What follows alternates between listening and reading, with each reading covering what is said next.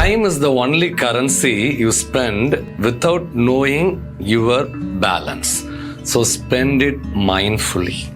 So time is very, very important thing. Throughout the world, the entire world belongs to time. So past tense, present tense, future tense. Tense means time. So வாழ்க்கையில் நேரம் ரொம்ப முக்கியமான ஒரு விஷயம். நம்மளை அறியாமலே அது கரைஞ்சிக்கிட்டே இருக்குது. நம்ம நினைக்கிறோம் அதான் நேரம் இருக்குது அப்படின்னு, அதெல்லாம் நான் முடிச்சிருவேன் அப்படிங்கிறோம். ஸோ இந்த மாதிரி தாட்லாம் நம்மளை என்ன பண்ணுது அப்படின்னா, அந்த நேரத்தை வீணடிக்கக்கூடியதான சில காரியங்களில் நம்மளை இன்வால்வ் பண்ண வச்சிருது.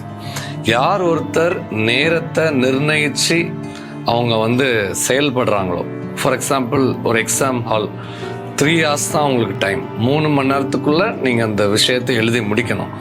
யார் ஒருத்தர் அந்த 3 மணி நேரத்தை கேபிட்டலைஸ் பண்ணி எழுதுகிறாங்களோ அவங்க தான் ஃபர்ஸ்ட் ரேங்க் எடுக்கிறாங்க. ஸோ அந்த நேரத்தை